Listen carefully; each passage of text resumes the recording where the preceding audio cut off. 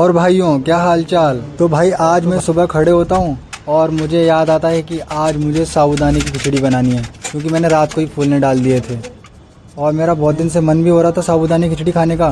तो मैंने सोचा क्यों ना सुबह ही बना लिया जाए, नाश्ता भी हो जाएगा और खिचड़ी भी बन जाएगी। अब सब्जियाँ काट के मैं ले लेता हूँ दीदी की थोड़ी सी हेल्प। वैसे मैं भी साबूदाने की खिचड़ी बना लेता हूँ, लेकिन भाई मैं बनाता हूँ तो पता नहीं थोड़ा अलग ही टेस्ट आता है, लेकिन जब मैं दीदी से बनवाता हूँ तो उनके हाथ का टेस्ट जो आता है ना वो मुझे बहुत अच्छा लगता है, क्योंकि हर एक इंसान के बनाने का तरीका अलग होता है। और ये चीज़ तो आप लोगों ने भी नोटिस की होगी, वही चीज़ हम बनाएं तो उसमें अलग स्वाद आएगा, लेकिन अगर कोई दूसरा व्यक्ति बना दे तो उसमें अलग स्वाद आता है। तो खिचड़ी खा के फिर मैं निकल जाता हूँ मंदिर के लिए, क्योंकि अभी सावन चल रहे हैं और भोले बाबा का मंदिर जाना भी ज़रूरी है, क्योंकि ज़िंदगी ही उनसे चल रही है। तो फिर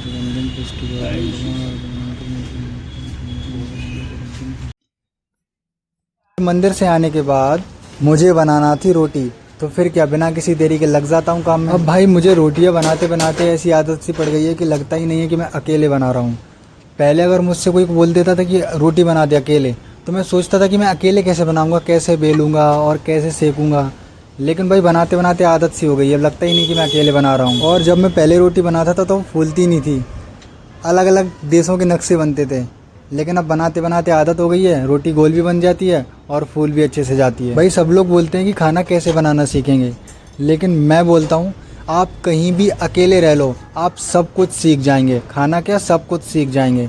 तो खाना खाने के बाद छत पे मौसम बढ़िया हो रहा था, तो मैं हर रोज़ की तरह छत पे पढ़ने के लिए आ जाता हूँ, क्योंकि भाई मैं नीचे कमरे में पढ़ता हूँ तो मुझे घुटन सी होने लगती है, इसलिए मैं छत पे पढ़ने के लिए आ जाता हूँ। छत पे घूमने आऊँ, टाइम पास करूँ, उससे अच्छा है क्यों ना छत पे बैठ के ही पढ़ लूँ, हवा भी ताज़ी मिल जाएगी और मूड भी फ्रेश हो जाएगा। अब भाई रोटी मैंने बना तो ली थी, लेकिन उसको खाने का मन ही नहीं कर रहा था, तो फिर मैंने उसमें डाल दी डिज़ाइन।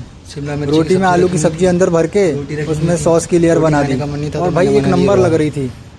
मतलब कि अगर वही चीज़ खा रहे हैं लेकिन अलग प्रकार से खा रहे हैं तो अलग स्वाद आ रहा है। अब भाई रोटी से पेट नहीं भरता है, तो मैंने सोचा कुछ एक्स्ट्रा कर लिया जाए। अब भाई मैं पढ़ते पढ़ते बोर हो जाता हूँ, तो सोचता हूँ क्यों ना थोड़ी देर टहल लिया जाए। और मैं टहल ही रहा होता हूँ तो मैं मौसम देखता हूँ, भाई मौसम देखो कितना एक नंबर हो रहा है। मतलब कि ऐसा मौसम मतलब हर रोज़ तो देखने को नहीं मिलता, बारिश के समय ही देखने को मिलता है, लेकिन वाकई में बहुत अच्छा हो रहा है। और ये रही मेरी सुबह से लेकर शाम तक की मेहनत। इसमें मैंने लाइन बाई लाइन नहीं लिखा, बल्कि बहुत सारे क्वेश्चन को लर्न करा है और उसमें से कुछ मेन पॉइंट जो याद नहीं आ रहे थे उनको लिखा है। केवल प्रैक्टिस करी है।